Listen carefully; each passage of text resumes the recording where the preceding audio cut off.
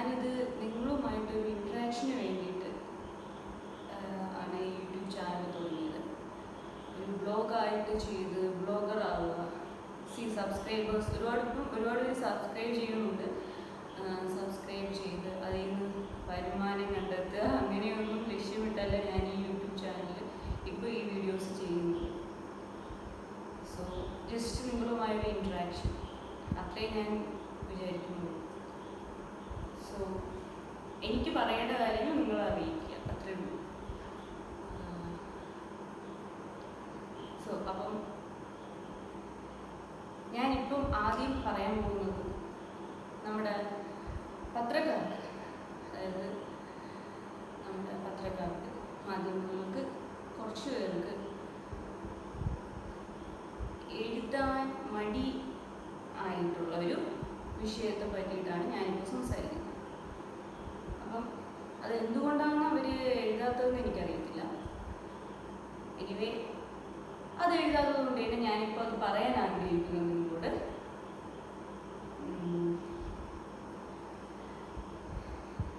നിങ്ങൾക്കറിയാം, തിരുവനന്തപുരത്ത് ശിവൻ സ്റ്റുഡിയോ എന്ന് പറഞ്ഞൊരു സ്റ്റുഡിയോ ഉണ്ട്. അത് ശിവൻ സാറിൻ്റെ സ്റ്റുഡിയോ ആണ്. അദ്ദേഹത്തിൻ്റെ 2 മക്കളും സംവിധായകരുമാണ്, ഛായാഗ്രാഹകരാണ്, ഡയറക്ടേഴ്സാണ്. പ്രശസ്തരായ സന്തോഷ് ശിവൻ, സംഗീത് ശിവൻ, ശിവൻ സാർ പറയേണ്ടി വരും എനിക്ക്. അപ്പം അദ്ദേഹത്തിൻ്റെ അച്ഛൻ, അതായത് ശിവൻ സാർ മരിക്കുന്നതിന് മുമ്പ് എനിക്ക് കാണാൻ പറ്റിയില്ല അദ്ദേഹത്തിനെ. അതായത് ആ ശിവൻ സ്റ്റുഡിയോയിലാണ് എൻ്റെ ആദ്യ ഫോട്ടോഷൂട്ട് ഞാൻ ചെയ്തത്. ഫസ്റ്റ് ഫോട്ടോഷൂട്ട് ശിവൻ സ്റ്റുഡിയോയിലായിരുന്നു, തിരുവനന്തപുരത്ത് ആയിരുന്നു. അതിനുശേഷമാണ് ഞാൻ സീരിയൽ ഒരെണ്ണം ചെയ്തതിന് ശേഷമാണ് ഞാൻ ആ രണ്ടാമത്തെ എൻ്റെ ഫോട്ടോഷൂട്ട് ചെയ്യുന്നത്. ഫസ്റ്റ് ഫോട്ടോഷൂട്ട് അതായിരുന്നു. അപ്പോൾ അദ്ദേഹം അന്ന് പറഞ്ഞു, ഞാൻ ആദ്യം അദ്ദേഹത്തെ സമീപിക്കുന്നതെന്ന് പറഞ്ഞാൽ കുറച്ച് നല്ല ഫോട്ടോസ് എടുക്കാൻ വേണ്ടിയിട്ട്, അതായത് ഫോട്ടോഷൂട്ട് പോലെ എനിക്ക് ഡയറക്ടേഴ്സിനെ കാണിക്കാൻ വേണ്ടി കുറച്ച് നല്ല ഫോട്ടോസ് എടുക്കാൻ വേണ്ടിയിട്ട് ഞാൻ അദ്ദേഹത്തെ സമീപിക്കുന്നു. അദ്ദേഹം പറയുന്നു, ഫിലിമിന് വേണ്ടിയിട്ട് ഇന്ന രീതിയിൽ ഇതുപോലെയുള്ള ഫോട്ടോസ് വേണം, ഇങ്ങനെ എടുക്കണമെന്ന് അദ്ദേഹത്തിനെ കണ്ട് അദ്ദേഹത്തിൻ്റെ നിർദ്ദേശപ്രകാരം ഞാൻ അവിടെ ഫോട്ടോസ് എടുത്തു. അത് 3 കോസ്റ്റ്യൂമിൽ ഞാൻ എടുത്തു. എന്നിട്ട് അദ്ദേഹം പറഞ്ഞു, ഇനി നമുക്കൊരു ഫോട്ടോഷൂട്ടും കൂടെ ചെയ്യണം. ഈ ഫോട്ടോസ്, പക്ഷെ ആ ഫോട്ടോസ് നിർഭാഗ്യവശാൽ എനിക്കത് വാങ്ങിക്കാൻ കഴിഞ്ഞില്ല. അതിൽ നിന്ന് 1, 2, 3 ഫോട്ടോസ് ഞാൻ ആകെ മേടിച്ചിട്ടുള്ളൂ. ബാക്കി എല്ലാം ഇപ്പോഴും സ്റ്റുഡിയോ തന്നെയുണ്ട്. അവിടുത്തെ ഫോട്ടോസൊക്കെ വളരെ ക്ലാരിറ്റി ഉള്ളതും, അതുപോലെ തന്നെ നമുക്ക് ഫിലിമിന് വേണ്ടി പ്രത്യേകം എടുക്കുന്ന ആ ഒരു പാറ്റേൺ അത് ഫോളോ ചെയ്യുന്നതാണ്.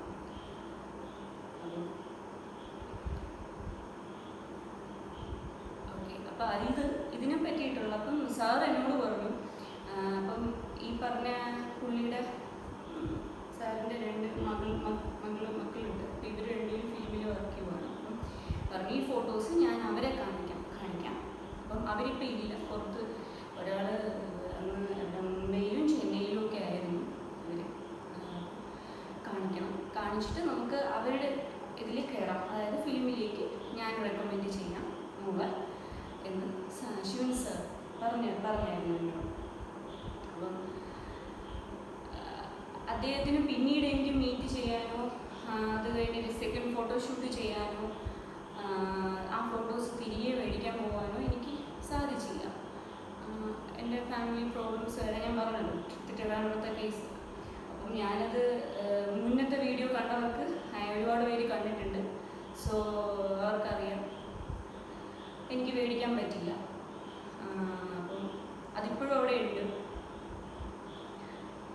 എന്തായാലും അദ്ദേഹത്തിൻ്റെ മകൻ ഒരാൾ മരണപ്പെട്ടു ഈ അടുത്തിടെ, നിങ്ങൾക്കറിയാം. അപ്പം മുൻപ്, അതായത് 10 വർഷങ്ങൾക്ക് മുന്നേ അദ്ദേഹത്തിനെ കണ്ടതും അദ്ദേഹത്തിൻ്റെ ആ ഒരു കുറച്ച് ഓർമ്മകളിൽ ഒക്കെ ഞാൻ ഇടയ്ക്കിടയ്ക്കൊക്കെ ആലോചിക്കാറുണ്ട്. അപ്പോൾ പിന്നീട് എനിക്ക് അവിടെ പോകാൻ സാധിച്ചില്ല. പിന്നീട് അതായത് എന്നെ ഇൻട്രൊഡ്യൂസ് ചെയ്യാൻ വേണ്ടിയിട്ട് പറഞ്ഞ് ഇരുന്നതാണ്, റെഡിയായിട്ടിരുന്നതാണ്. മക്കൾ വരുമ്പോൾ ചെയ്യാമെന്ന് പറഞ്ഞു. ആക്ച്വലി അദ്ദേഹത്തിൻ്റെ മകനെ രണ്ടുപേരെയും ഞാൻ കണ്ടിട്ടില്ല. ഞാൻ അവരുമായിട്ട് മീറ്റ് ചെയ്തിട്ടില്ല. സന്തോഷ് ഫ്രണ്ട്സ് രണ്ടുപേരും മീറ്റ് ചെയ്തിട്ടില്ല. അതിൽ ഒരാൾ. സോ ഇതിനെക്കുറിച്ച് ഞാനൊരു ന്യൂസ് പേപ്പറിൽ എൻ്റെ ജനയുഗം എന്ന് പറഞ്ഞിട്ട് അതിൽ വന്നായിരുന്നു, കുറച്ച് ന്യൂസ് കാര്യങ്ങളൊക്കെ വന്നായിരുന്നു. ഞാൻ ജോലിക്ക് ജോയിൻ ചെയ്യാൻ പോകുന്നു എന്നുള്ളത് ഞാൻ പറയാണ്ട് അവർ ലാസ്റ്റ് കൊടുത്തിട്ടുണ്ടായിരുന്നു. സോ അത് അതവർ എഴുതി, ആവശ്യമില്ലാത്തത് എഴുതി ചേർക്കി, ഞാൻ പറയാത്തത് എഴുതി ചേർക്കി, പറയേണ്ട കാര്യങ്ങൾ എഴുതേണ്ട കാര്യങ്ങൾ എഴുതാതിരിക്കും ഫിലിമുമായിട്ട് സംബന്ധിച്ച്. അതുകൊണ്ടാണ് ഞാനിപ്പോൾ ഈ കാര്യം പറഞ്ഞത്. സോ അപ്പം എൻ്റെ ഫസ്റ്റ് ഫോട്ടോഷൂട്ട് അത് ആർക്കും മറക്കാൻ പറ്റത്തില്ല. അത് ശിവൻ സ്റ്റുഡിയോയിലായിരുന്നു. സോ ദെൻ ഇനി അടുത്ത് പറയാനുള്ളത് നമ്മുടെ രാഹുൽ ഗാന്ധിക്ക് എന്തുകൊണ്ട് എൻ്റെ പിന്തുണ ഞാൻ എന്തുകൊണ്ട് ഇപ്പോൾ പ്രൊമോട്ട് ചെയ്യുന്നില്ല പുള്ളിയെ. ഓക്കെ, ഞാനിപ്പോൾ പ്രൊമോട്ട് ചെയ്യുന്നില്ല, ഫോട്ടോസ് ഇടുന്നില്ല, അടുപ്പിച്ചിട്ടുകൊണ്ടിരിക്കും. സോ രാഹുൽ ഗാന്ധി പറഞ്ഞിട്ടല്ല ഞാൻ ഈ ഫോട്ടോസ് ഷെയർ ചെയ്തുകൊണ്ടിരുന്നത്, അദ്ദേഹത്തിൻ്റെ ഫോട്ടോസ് ഞാൻ ഇതിൽ ഇട്ടുകൊണ്ടിരുന്നത്, പ്രൊമോട്ട് ചെയ്തുകൊണ്ടിരുന്നത്. മോദിജിയുടെ ഫോട്ടോസ് ഞാനിട്ടു, മോദിജി പറഞ്ഞിട്ടല്ല ഞാൻ ചെയ്യുന്നത്. എൻ്റെ പ്രൊഫൈലിൽ എന്തിടണ്ടാന്ന് ഞാൻ തീരുമാനിക്കും. ആ ലെവലിൽ ഞാനിട്ടു. ദെൻ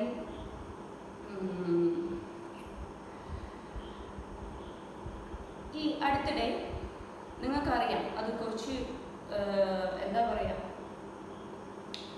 എല്ലാവരും അറിഞ്ഞൊരു വലിയ ഞെട്ടിക്കുന്ന ഒരു ന്യൂസായിരുന്നു. കുട്ടിയെ എടുത്ത് റോഡിലേക്ക് വലിച്ചെറിഞ്ഞ ന്യൂസ്. സോ പനമ്പള്ളിയിൽ അങ്ങനെ ഒരു കാര്യം സംഭവിച്ചത് വളരെ ഞെട്ടലോടെ കേട്ട കാര്യമാണ്. സോ അതിനെ പറ്റിയിട്ട് പ്രതികരിക്കാൻ വേണ്ടി ആദ്യം വന്നത് MLA ആയിരുന്നു അവിടുത്തെ.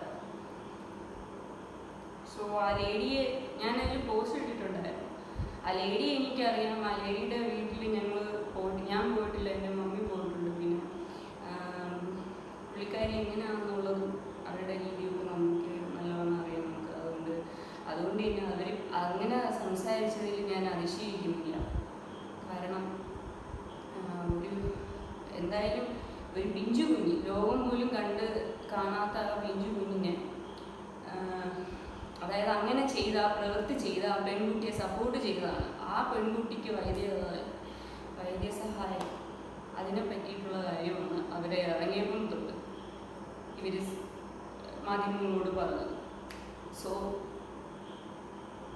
അന്ന് എനിക്ക് അവരോടുള്ള പകുതി റെസ്പെക്റ്റ് പോയി. അന്ന് ഈ പറഞ്ഞതുപോലെ ഇവർക്കൊരു ആവശ്യമായിട്ട് ഞങ്ങൾ പോയായിരുന്നു ഇവരുടെ അടുത്ത്. അപ്പം ഇവരുടെ രീതിയും, സോ കോൺഗ്രസ്സുകാർ മുഴുവനും അങ്ങനെയാണെന്ന് ഞാൻ പറയത്തില്ല. പക്ഷെ ഇവരെ സംബന്ധിച്ചുള്ള എൻ്റെ അനുഭവമാണ് ഞാൻ പറയുന്നത്. ഞാൻ അടിസ്ഥാനരഹിതമായിട്ടൊന്നും സംസാരിക്കാറുമില്ല. പിന്നെ ഈ ന്യൂസിന് വേണ്ടിയിട്ട് പ്രതികരിച്ച് നമ്മുടെ ഡബ്ബിങ് ആർട്ടിസ്റ്റും അത്യാവശ്യം ഒരു സിനിമയിൽ അഭിനയിച്ചിട്ടുണ്ട്, 2-3 സിനിമകളിൽ അഭിനയിച്ചിട്ടുണ്ട്. നമ്മുടെ ഭാഗ്യലക്ഷ്മി എന്ന് പറഞ്ഞ ഭാഗ്യലക്ഷ്മി മാഡം എന്നേ ഞാൻ പറയത്തുള്ളൂ. മാഡം ഞാൻ അങ്ങനെ പറയും. കാരണം അവരാ റെസ്പെക്റ്റ് അർഹിക്കുന്നുണ്ട്. അതേസമയം ഈ പറഞ്ഞ MLA ആ സ്ത്രീയെ, ഉമാ തോമസ് എന്ന് പറഞ്ഞ ആ സ്ത്രീക്ക് ഞാൻ ആ റെസ്പെക്റ്റ് കൊടുക്കത്തില്ല. കാരണം ഒരു പിഞ്ചു കുഞ്ഞിൻ്റെ ഒരു കാര്യം, അതായത് ലോകം പോലും കണ്ടിട്ടില്ല അത് അങ്ങനെ ഒരു മരണം, അതിനുവേണ്ടി സംസാരിക്കാൻ ആരുമില്ല. പക്ഷെ അവരതിനു വേണ്ടി സംസാരിച്ചു. ഭാഗ്യലക്ഷ്മി എന്ന് പറഞ്ഞ ആ ഒരു ലേഡി അതിനു വേണ്ടിയിട്ട് സംസാരിച്ചു. മനസ്സിലായോ? ഭാഗ്യലക്ഷ്മി മാഡം അതിനു വേണ്ടിയിട്ട് സംസാരിച്ചു.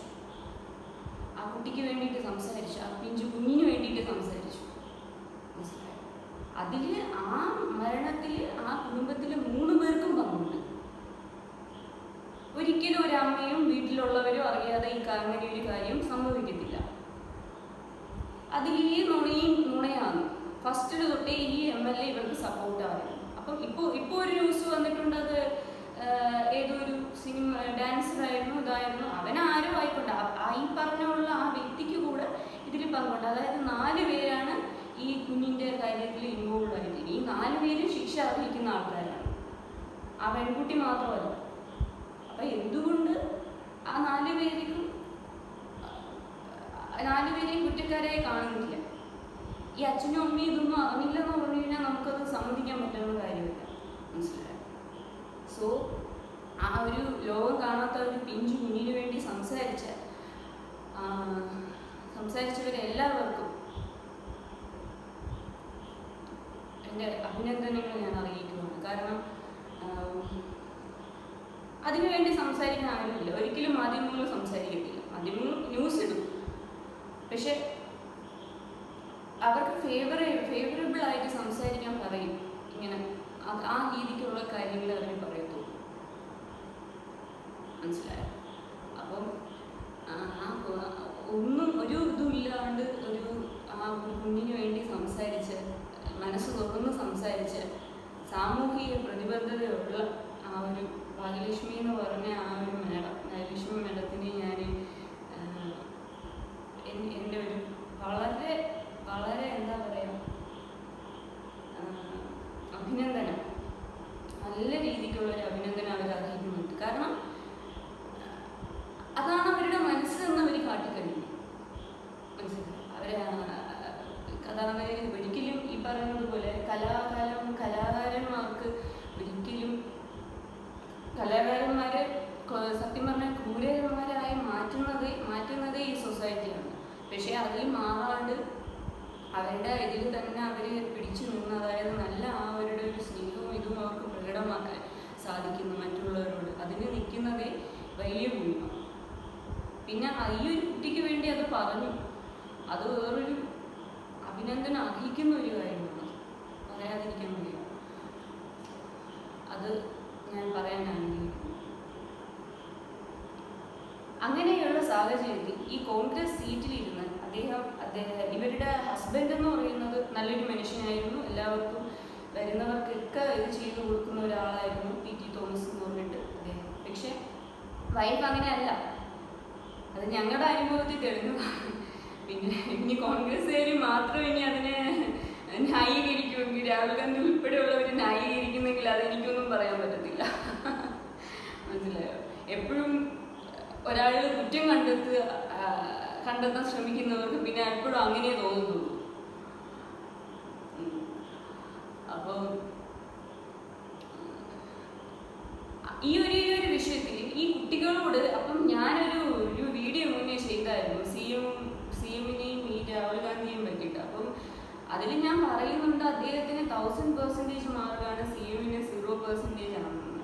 പക്ഷേ അതിൽ ഞാനിപ്പോൾ റിഗ്രറ്റ് ചെയ്യുന്നു. കാരണം വേറൊന്നുമല്ല, ഈ ഒരു കുട്ടിയുടെ കാര്യത്തിന് വേണ്ടിയിട്ട് ഇങ്ങനെ ഒരു ന്യൂസ് ഉണ്ടായപ്പോൾ ഇങ്ങനെ അവരുടെ ഈ കോൺഗ്രസ് സീറ്റിലിരുന്ന് ജയിച്ച MLA, അത് ഈ PT തോമസ് സാർ മരിച്ചിട്ട് അതിൻ്റെ സഹതാപത്തിൽ തന്നെയാണ് ഇവർക്ക് വോട്ട് കിട്ടിയതെന്ന് ഞാനിപ്പോഴും പറയും. പിന്നെ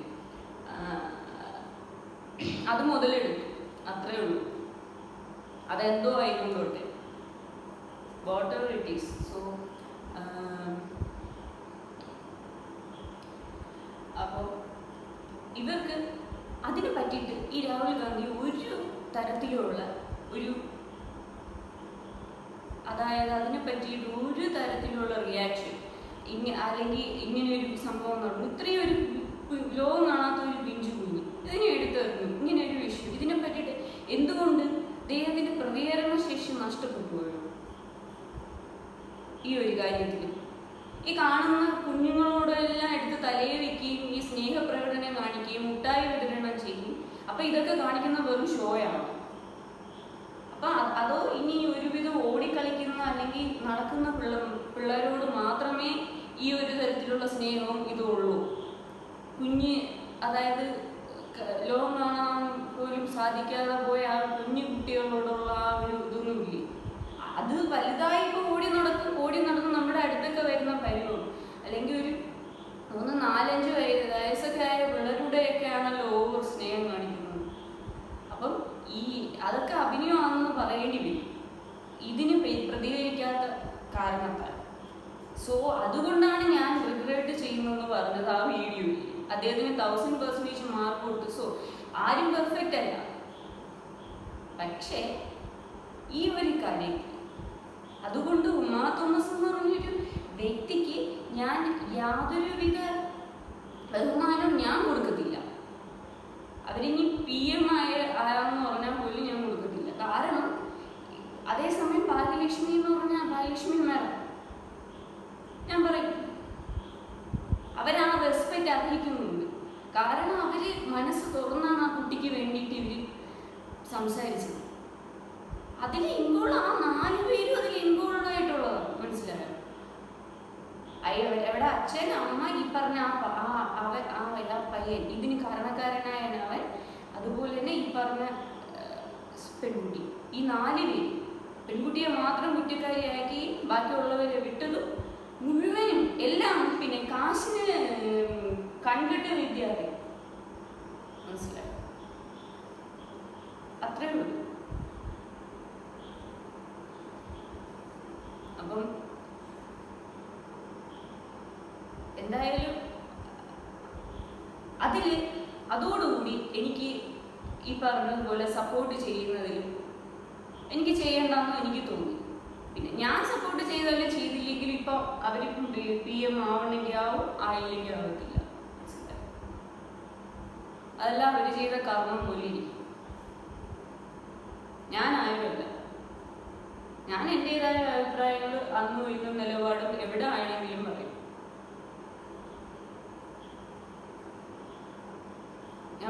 ഞാൻ ഒട്ടും പെർഫെക്റ്റ് അല്ല, അതും ഞാൻ പറയാം. പക്ഷെ ഇതേപോലെയുള്ള കാര്യങ്ങൾ എന്ന് പറഞ്ഞു കഴിഞ്ഞാൽ നമുക്ക് ഈ മറ്റേ എന്താ പറയാ ഡ്രാമ കണ്ടിട്ട് മിണ്ടാതിരിക്കാനുള്ള ഇതൊന്നുമില്ല. മനസ്സിലായോ?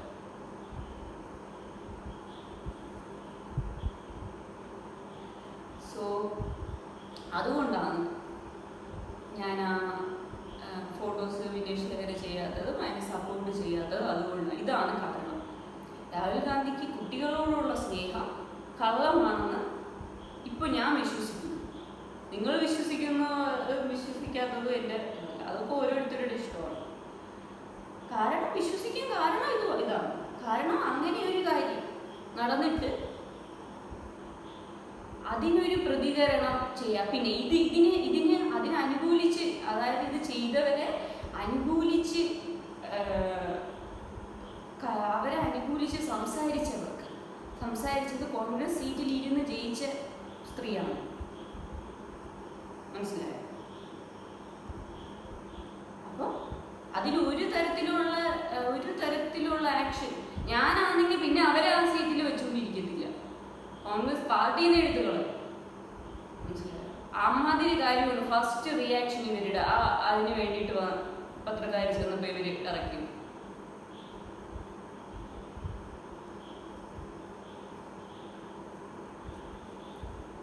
വീട്ടിൽ നിൽക്കുന്ന സർവന്റ് കൂടുതൽ അതായത് ഡിഷസ് ഉണ്ടാക്കി കൂടുതൽ കറി വെച്ചു എന്ന് വെച്ചതിന് അവരെ ഹരാസ് ചെയ്ത സ്ത്രീയാണ് ഇവിടെ. സോ എന്താ പറയണ്ടേ? അതാണ് റീസൺ. സോ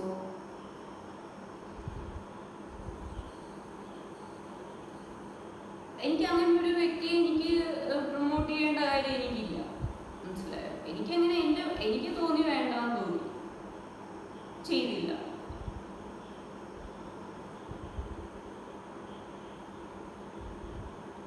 പിന്നെ മോദിജി എന്ന് പറഞ്ഞാൽ നമ്മുടെ ഇപ്പോഴത്തെ PM ജയിക്കാനാണ് വിധിയെങ്കിൽ ജയിക്കും, തോൽക്കാനാണ് വിധിയെങ്കിൽ തോന്നും. മനസ്സിലായോ? അത് അതിൻ്റെ മുറയ്ക്ക് നടക്കട്ടെ. പിന്നെ എല്ലാവരിലും കുറ്റം കണ്ടെത്തുന്ന ഒരു സ്വഭാവം രാഹുൽ ഗാന്ധിക്ക് നല്ലതല്ല. രാഹുൽ ഗാന്ധിക്ക് നല്ല ആർക്കും ഒരാൾ ചെയ്യുന്ന എല്ലാ പ്രവൃത്തിയിലും കുറ്റം കണ്ടെത്താൻ നടന്നു കഴിഞ്ഞു കഴിഞ്ഞാൽ പറ്റത്തില്ല. എല്ലാവരും കൂടി ഞാൻ ഒരു കാര്യം ചോദിച്ചോട്ടെ, ഞാൻ ചില സമയം ചിന്തിക്കുന്ന ഒരു കാര്യമാണ്, ഈ എല്ലാവരുടെ കൂടെയും സ്നേഹമായിട്ട് പെരുമാറുന്ന എല്ലാവരെയും അങ്ങ് അകമഴിഞ്ഞ് സ്നേഹിക്കുന്ന വ്യക്തിയാണ് ഇവരെന്ന് പറയുന്നു. ഈ ഗാന്ധി കുടുംബം, ഈ ഗാന്ധി ഫാമിലി എന്ന് പറയുന്നു, ഇവർ രാഹുൽ ഗാന്ധി ഉൾപ്പെടെ. പക്ഷെ ഈ മോദി അതായത് നമ്മുടെ മോദിജിയെ കാണുമ്പോൾ മാത്രം എന്താ അത് മാറിയിട്ട് ഭയങ്കര രോക്ഷാകുലനായ സംസാരവും അപമാനിക്കുന്ന രീതിയിലുള്ള സംസാരവും ഇതൊക്കെ എന്തുകൊണ്ടുണ്ടാവുന്നു? ഈ PM ആവാൻ പറ്റാത്തതിൻ്റെ ആ ഒരു ബുദ്ധിമുട്ടാണെന്ന് അറിയത്തില്ല. അതിപ്പോ ഫ്രസ്ട്രേഷൻ കാണും ആൾക്കാരെ.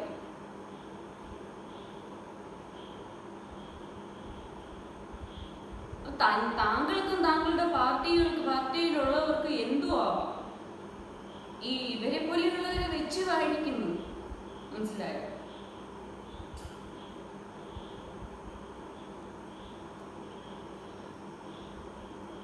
അങ്ങനെയുള്ള ആ റെസ്പെക്റ്റ് ഞാൻ ഈ പറഞ്ഞതുപോലെ ഞാൻ കൊടുക്കത്തില്ല അങ്ങനെയുള്ളവർക്ക്.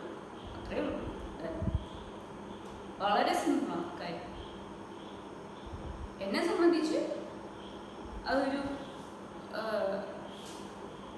പ്രശ്നം തന്നെയാണ്. കാരണം ഈ ഒരു പിഞ്ചു കുഞ്ഞ് ഞാൻ അതിനൊക്കെ വാല്യൂ കൊടുക്കത്തുള്ളൂ. ഈ പുറമേ കാണിക്കുന്ന പ്രദർശനമൊന്നും ഞാൻ വിശ്വസിക്കുന്നില്ല. ആരാണെങ്കിലും ശരിയാണ്. ഞാനിപ്പോൾ നിങ്ങൾക്ക് ഇറങ്ങി നടന്നിട്ട് നമുക്കിപ്പം പലതും ചെയ്യാൻ പറ്റും, പല ആൾക്കാർ, മനസ്സിലായോ? അപ്പോൾ അതൊക്കെ അഭിനയമാണെന്ന് പറയേണ്ടി വരും.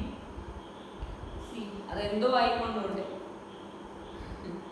എന്തായാലും പിന്നെ മോദിജിക്ക് ഞാൻ ഇത് കൊടുത്തിട്ടില്ല. ഞാൻ അങ്ങനെ പോസ്റ്റുകൾ എല്ലാം ഷെയർ ചെയ്തോളാം, ഞാൻ എപ്പോഴും സപ്പോർട്ട് ചെയ്യും.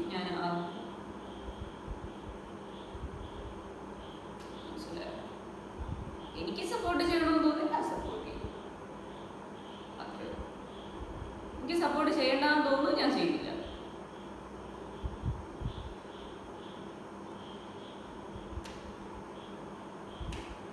സിനിമയെ പറ്റിയിട്ട് സംസാരിക്കുമ്പം ഇഷ്ടപ്പെടാത്തവര് നമ്മുടെ അതായത് ഈ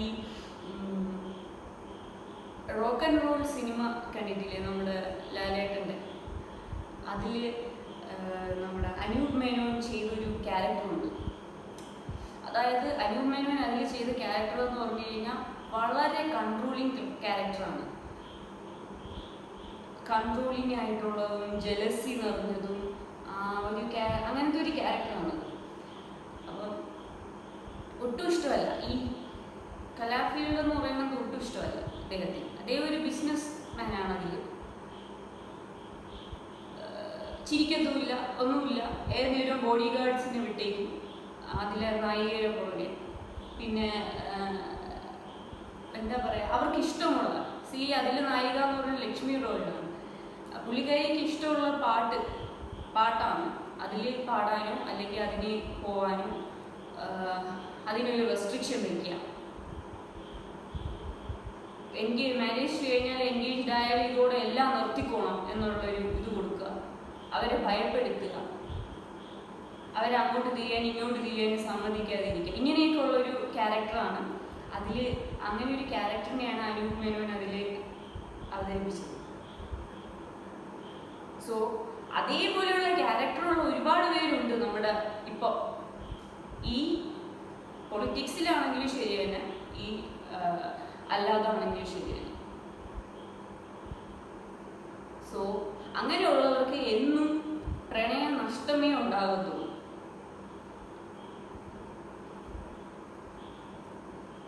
സോ ഒരു എക്സാമ്പിൾ പറയുമ്പോൾ പെട്ടെന്ന് മനസ്സിലാവും, അതുകൊണ്ടാണ് ഞാനിത് പറഞ്ഞത്.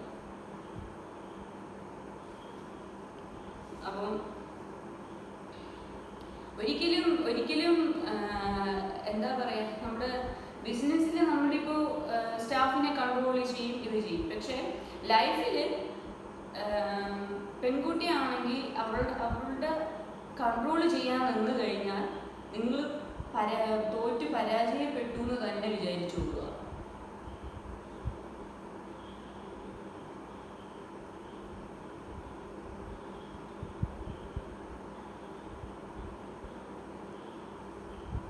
അതായത് അവർക്ക് വഴി തടസ്സമായിട്ട് സ്വന്തം താല്പര്യങ്ങൾക്ക് വേണ്ടി നിന്ന് കഴിഞ്ഞാൽ അവരെ നിങ്ങൾ നഷ്ടപ്പെടുത്തിയെന്ന് തന്നെ വിചാരിച്ചു കൊടുക്കുക. കൂടുതലൊന്നുമില്ല. ഇത് ഇപ്പം പലർക്കും അറിയത്തില്ല, അത് മനസ്സിലാക്കിയേ പോകാം. സോ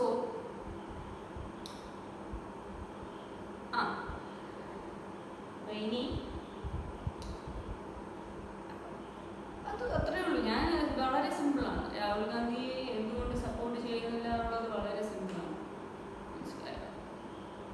ഇതാണ് കാര്യം. സോ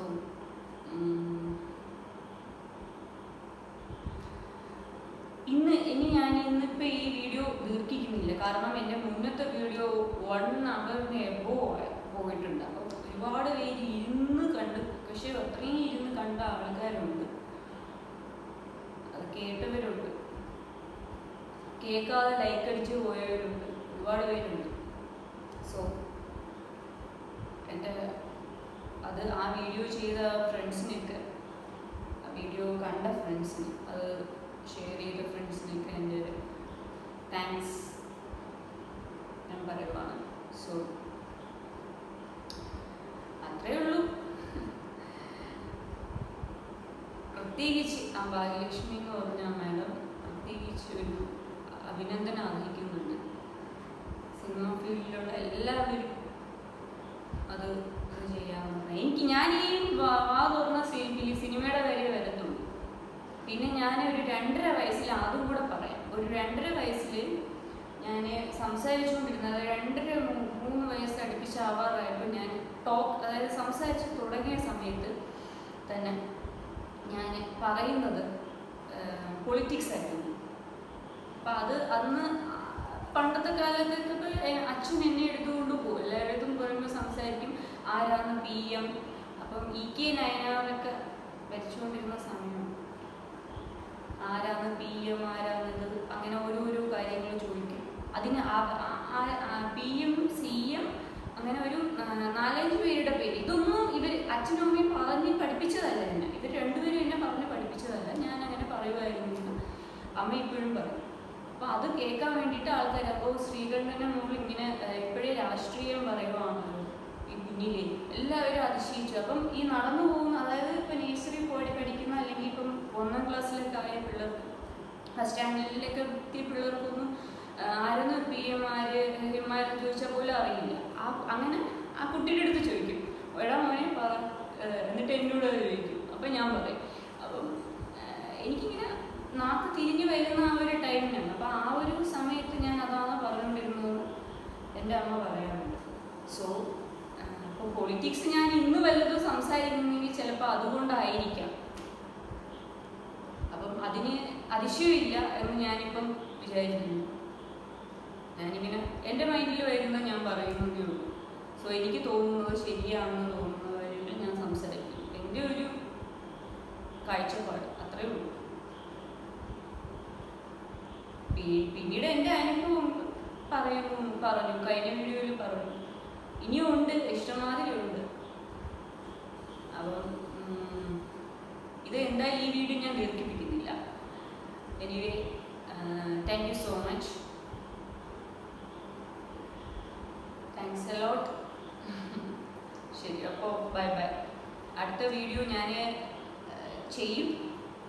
ഇത് സബ്സ്ക്രൈബ്, കുറച്ച് പേര് സബ്സ്ക്രൈബ് ചെയ്തിട്ടുണ്ട്. അപ്പോൾ ഇത് ഇനി നിങ്ങൾക്ക് സബ്സ്ക്രൈബ് ചെയ്യുന്നവർ ചെയ്യണമെന്ന് ഞാൻ പറയില്ല. കാരണം എല്ലാവരും പറയും സബ്സ്ക്രൈബ് ചെയ്യുക, ഷെയർ ചെയ്യുക. ഞാനിപ്പോൾ പറയുന്നത് എന്ന് പറഞ്ഞു കഴിഞ്ഞാൽ, നിങ്ങൾക്ക് ഞാൻ വീഡിയോ ചെയ്യും, നിങ്ങൾക്ക് കാണണമെന്ന് താല്പര്യം ഉണ്ടെങ്കിൽ നിങ്ങൾ സബ്സ്ക്രൈബ് ചെയ്തു, ഇല്ലെങ്കിൽ സബ്സ്ക്രൈബ് ചെയ്യണ്ട. ഇപ്പോൾ സബ്സ്ക്രൈബ് ചെയ്തില്ലെങ്കിലും ചിലരുടെ പേരടിച്ച് കഴിഞ്ഞാൽ വീഡിയോ കാണാൻ പറ്റും. അപ്പം ഞാൻ ഇതൊരു വ്ളോഗായിട്ട് തുടങ്ങാൻ വിചാരിച്ച് ചെയ്തതല്ല.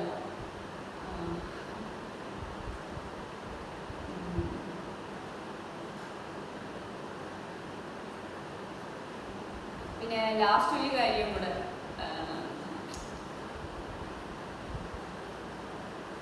കമൽ സാർ എൻ്റെ ഒരു 4 വർഷമാണ് സാറ് കളഞ്ഞത്. അപ്പോൾ സമയം നമുക്ക് കാശ് തന്ന സമയം തിരിച്ചു കിട്ടത്തില്ല. എനിക്ക് നഷ്ടപ്പെട്ട സമയം സാറിന് തിരിച്ചു തരാൻ പറ്റത്തില്ല. സാറിനോട് എനിക്ക് ദേഷ്യമൊന്നുമില്ല. കാരണം ഞാൻ അങ്ങനെ മനസ്സിൽ ദേഷ്യം വെച്ചുകൊണ്ട് നടക്കുന്ന ആളല്ല. പക്ഷേ ഇനിയിപ്പോൾ നമുക്കൊരു ഒരാളുടെ ഒരു വിശ്വാസം നഷ്ടപ്പെട്ട് കഴിഞ്ഞാൽ പിന്നെ അത് തിരിച്ചു കിട്ടാൻ വളരെ ബുദ്ധിമുട്ടാണ്. സോ എല്ലാം ഈ പറഞ്ഞ ഫുൾ കഥകളും സാറ് അറിഞ്ഞു വെച്ചുകൊണ്ട് സാറിൻ്റെ സമയം, അതായത് എന്നെ ഒരു 4 വർഷം എന്നെ വേസ്റ്റ് ചെയ്തു എന്നുള്ളത് വളരെ വിഷമകരമായിട്ടുള്ളൊരു കാര്യമാണ്. സോ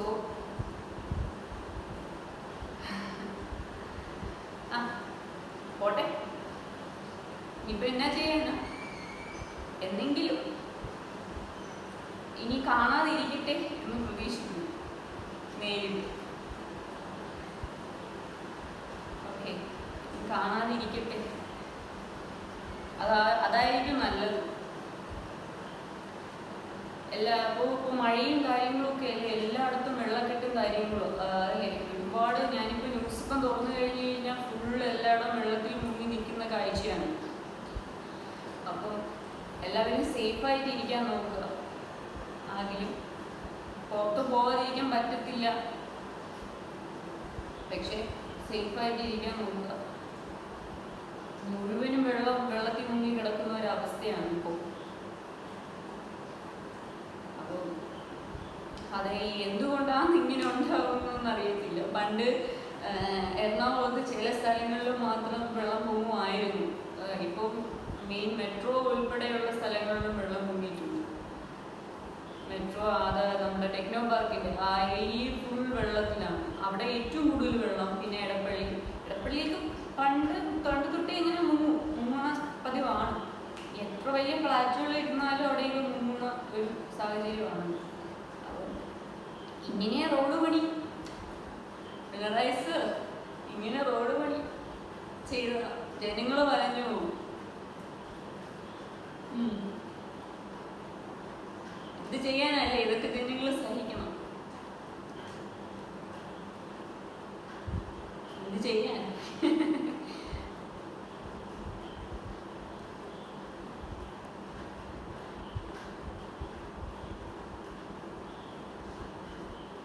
ഇന്ന് ഞാൻ നാളെ നീന്നാണല്ലോ മറ്റേ, അതായത് പറഞ്ഞു. ശരി, അപ്പം tata bye bye, see you. Thank U.